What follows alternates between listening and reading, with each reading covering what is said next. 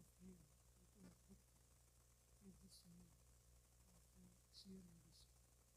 And so the scene, the Drishya, the experienced, that's comprising of three gunas manifesting as bhutas and indriyas, as the elements and the sense organs and all that, are meant for bhogaparita, experience and liberation of the Purusha and the Virupadas. And it exists in various phases, starting from pradhana up to the elements and indriyas, different phases of these gunas. That was the Drishya. And in last class we saw Drashta Drishimatraha Shuddhava Pratyayana. That's how the experience of the seer is different. The combination of these two, the coming together of these two, has been the cause of vision. It is to become true. When we are talking of the seer, as we explained in the last class, the real nature is beyond the scope of samveda, beyond the scope of combination. And we are thinking about our own real nature. Our real nature is, each one of us is the Purusha, according to the Sutras. And our real nature is beyond the scope of samveda. But we are thinking within the real scope of samveda. So obviously, we are trying to know our own real nature, which is beyond this scope of samveda. While being within the scope of samveda. So the task is difficult.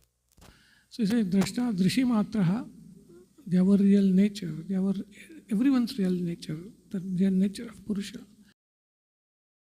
It's pure consciousness, Chinmatra, Drishimatra. Shuddha, it is pure, it is free from all kind of changes, as opposed to the Drishya, which keeps on changing, and other impurities are also there. So those are not there in our real nature, in the Purusha's real nature. So it is Shuddha. But Pratyayanupashyaha, that is where the, so to say, Sanyoga happens. Pratyayanupashyaha. And we saw what is it? It is sequential seeing, so to say, sequential experiencing. According to this and many other philosophies, the Antahkarana, that takes the form of various objects that are presented to us either through memory or through sense perception and inference and all that. Any pramana. The Antahkarana, the inner instrument, the buddhi, it takes forms. But it is jada, it cannot eliminate those forms. So it is this Purusha, Chinmatra, Drishimatra, that identifies itself with this form and illumines it, makes it known, so to say. So this is the dual role that Pratyayanupashya, that will have to be understood like this. It knows through the agency of the Antahkarana. It knows the world through the agency of the Antahkarana. So it is sequential seer, so to say. At the same time, it identifies itself with the modifications. One of the exponents, whatever say, beautifully he puts it, we may say this is a table. We say this is a table. But our inner experience is I am seeing this table. I am seeing this table. So I am identified with this act of seeing, so to say. And there actually I limit myself to this act of seeing. So there is this identification and illumination simultaneously. This is the Pratyayanupashya, sequential seer. So this is the nature of the Drashta, our real nature. And Tadartha eva Drishyasya Atma, that was the next sutra. Drishya, or this experienced, seen, which is composed of gunas and all that, and which has manifested in the form of our Antahkarana and this entire creation, so to say. This whole Prakriti, whole of Drishya, its very soul, its very reason for existence is Tadartha. It's for the sake of the Purusha. Nature exists for Purusha. That is this Yoga Shastra's Siddhanta. Nature exists not for its own sake, but for the sake of the Purusha. This is how they also establish the existence of Purusha as distinct from nature. Because matter or whatever is a combination never exists for itself. Anything that we see in the world, whichever is a combination, it doesn't exist for itself. Whether it's car, house, table, whatever. All these are combinations and these never exist for themselves. They are never swartha. They are always parartha. So this nature also must have an entity whose purpose it is serving. That's how they arrive at the existence of Purusha also. I mean, they strengthen it. So the artha of the Purusha, that is the reason for the very existence of Drishya. And what is this artha of the Purusha that we saw? It is bhoga and apavarga.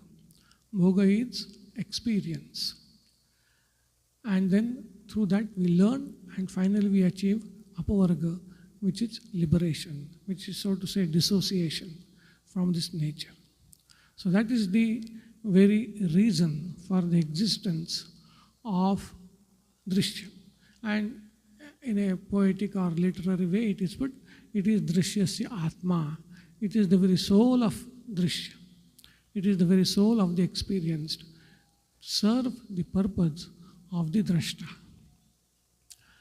which is Bhoga and Apavarga. So this is what we saw. The next sutra, before that Bhashyakara raises a question and he says that the next sutra is, so to say, some kind of an answer to a question that arises from this particular sutra. Now, this sutra says that Drishya exists to serve the purpose of Purusha. And that purpose is experience and liberation, bhoga and apavarga. But what happens when a Purusha achieves that purpose? Suppose a Purusha, a being, practices yoga, attains knowledge, and attains liberation, apavarga. Then the purpose is served. The purpose of the Drishya is served. The reason for its existence no more exists, so to say. The reason for the existence of Drishya no more exists because that Purusha has attained apavarga. Drishya existed for it. The Purusha has attained it. Now no more purpose, no more Atma, so to say. So this Drishya should vanish. And then what happens? Does the whole Prakriti get destroyed? Is it Nasha? What happens to other Purushas? Is everyone liberated? What happens? Now that is the question. If you say that to serve the purpose of Purusha is the sole reason for the existence of Drishya, what happens when that purpose is served? The purpose of the Purusha is served. Then there is no reason for the existence of Drishya. And what will happen to the Drishya? What will happen to the Prakriti? Will it be destroyed? That question Bhashyakara raises, and he says that next sutra is an answer to that question. So he says, Kritartham prati nashtamapi anashtam tadanya sadharanatvat. Kritartham prati nashtamapyanashtam nashtam api anashtam tadanya sadharanatvat. Before we translate, we'll have to understand the meaning of the word. Other words are simple. Most of us can understand nashta, anashta and all that. Kritartha means a person who has realized the objective of life. That's a person, that Purusha is Kritartha. Kritartha is a person who has attained apavarga. So Kritartham prati, towards a person who has met the objective, who has realized its in distinct nature from this Prakriti, who has attained to apavarga, towards him, Kritartham prati, nashtam, it vanishes. We accept that Drishya vanishes so far as that one Purusha who is Kritartha is concerned. kritartham prati nashtam. It vanishes. Api anashtam. But it is not destroyed completely. Universally, it is not destroyed. Why? Tadanya sadharanatvat. Because it is commonly serving sadharana. It is common to all other anya purushas. Tad anya. Anya means different from that, different from the kritartha purusha. There are akritartha purushas. There are purushas who have yet to meet the objective, yet to attain apavarga. Towards them also, it is common. It is commonly serving their purpose also. So that is the meaning of this sutra. That yes, when a purusha attains apavarga, towards that purusha, the drishya will vanish. That purusha will not have the awareness, the consciousness and sanyoga with drishya. But it is not destroyed. The drishya is not destroyed universally because it is common. It is sadharana to all other purushas who are yet to achieve apavarga. That is how this, whatever objection was raised, it's answered by the Sutrakara, by Patanjali itself. You see, this is quite similar to what Vedanta also says. Vedanta will say, a jiva attains mukti, then what happens to other jivas? Do all attain mukti? And what happens to Maya? Is it universally destroyed? He says, no, that's not the case. One jiva gone beyond, for them it will not be there. They will see the truth. So in that sense, this idea is not different from the Vedantic idea of one jiva attaining mukti and others continuing in the realm of ignorance. There is not much difference. So we discussed this earlier also. In this sutra, it becomes more clear.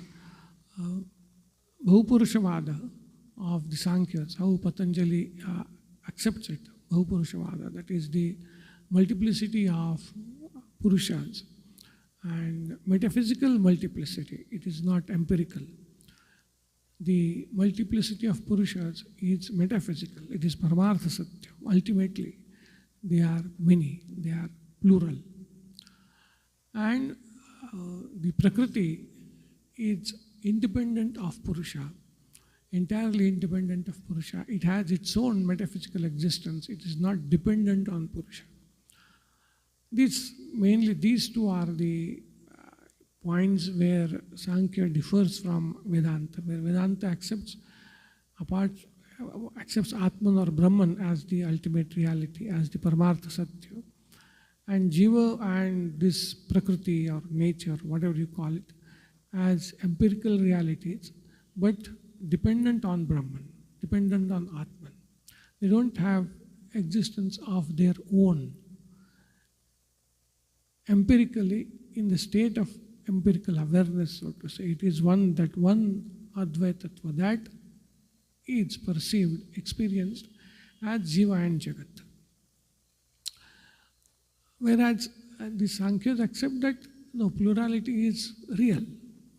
It is not empirical, it is metaphysically real. And independent existence of Prakriti, of nature, is also metaphysically real.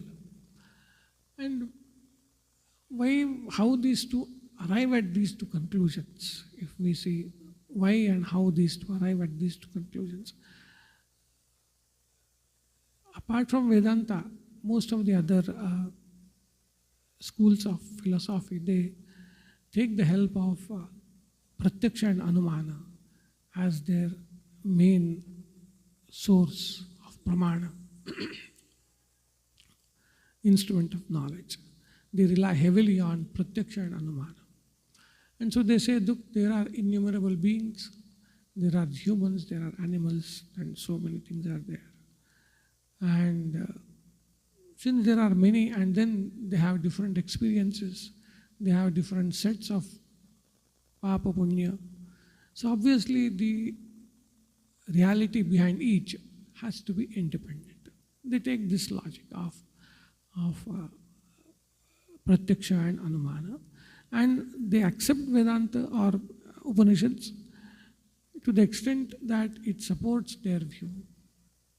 And of course, it is not that it is just the intellectuals who have proposed these theories. They were saints. They had purity, they had concentration and everything. So, but they were led, so to say, by their Pratyaksha and Anumana. Whereas Vedanta accepts Upanishads as the primary authority. And it relies mainly on the Upanishadic statements. And Upanishadic statements almost unequivocally say that Sadeva Somedam Agrasit, Ekameva Advitiyam. So, like that, there are many statements in the Upanishads which point that the ultimate reality is Advaya, is beyond one and two. And plurality is empirical. It is not metaphysical. Plurality is empirical. The nature is empirical. And the metaphysical reality is only the truth, whatever you call it. Satchidananda, whatever you call it. So, because of these two different approaches, the different philosophies have landed in these different situations or different positions, so to say.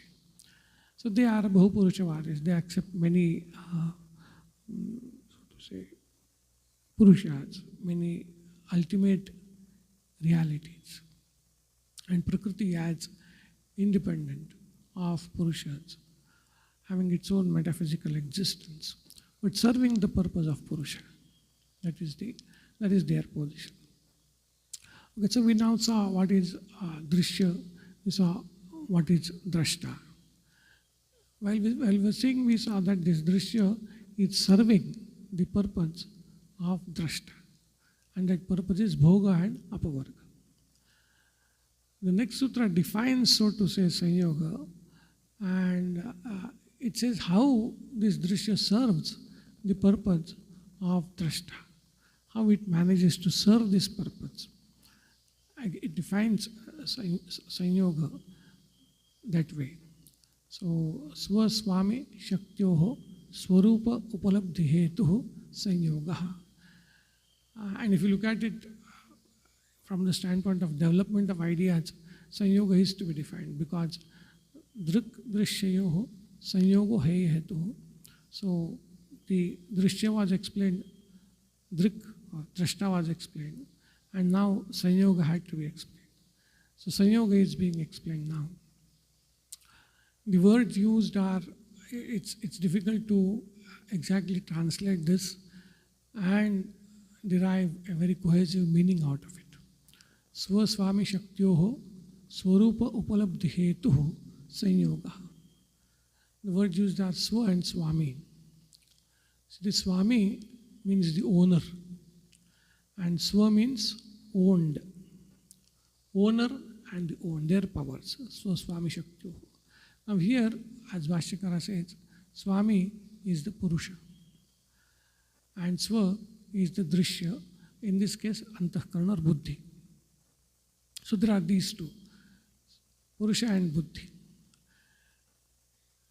How they achieve or how they land up, so to say, in this role of Swa and Swami, of the served and the serving, so to say.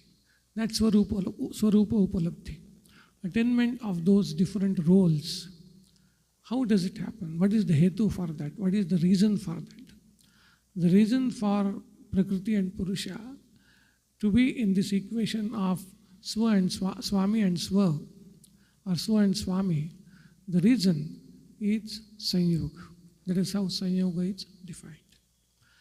So through Sanyoga, Purusha and Prakriti serves, so to say, Purusha's purposes. So how do you define Sanyoga? Sanyoga is that which is the reason for Purusha and Prakriti to assume those roles of Swami and Swa. Through Sanyoga, this happens. So that is how Sanyoga is defined. Unless there is Sanyoga, they won't have this equation of Swami and Swa, of the served and the serving. They won't have this equation. So Sanyoga is that which makes that possible, which is the reason for these two entities to land in this equation, so to say, of the owner and the owned, or the served and the serving. And of course, how it serves, that we have already seen, bhoga apavargartha, by facilitating the experience and the final liberation of the Purusha. Prakriti serves the Purusha. And how it happens? It happens through Sanyoga. Sanyoga, that is cause. That is the cause. Unless there is Sanyoga, there cannot be this equation of Swami and Swa. And then the serving of the Prakriti by Purusha, serving of the Purusha by Prakriti also will not happen. So the Sanyoga is critical, so to say. Of course, when we say Sanyoga, it just doesn't mean coming together of two things. We should understand this. We saw this in Pratyanupaschya. Sanyoga here doesn't just mean coming together of two things. Say in a sea, two wooden logs are floating and then they come together and then they separated. It's not that kind of Sanyoga. It's not a Sanyoga between a table and a glass kept on it. No, it's not that kind of Sanyoga. It's owning. Sanyoga means the Purusha owns Buddhi, so to say. Owns in the sense, identifies itself with Buddhi. That is the kind of Sanyoga we are looking at. Sanyoga does not just mean coming together. Sanyoga is identification in this context. So Purusha identifies itself with Buddhi. That is the Sanyoga. That is the cause. And on account of that, this whole experience happens. Experience and also the apavarga, the liberation. Both are possible only because of this Sanyoga. So this is how Patanjali has described the drashta, the drishya, and the Sanyoga as the reason why these two come together, how these two come together, and how Prakriti serves the Purusha. Om Shanti Shanti Shanti Hari Om Tat Sat Sri Ramakrishna Arpanamastu.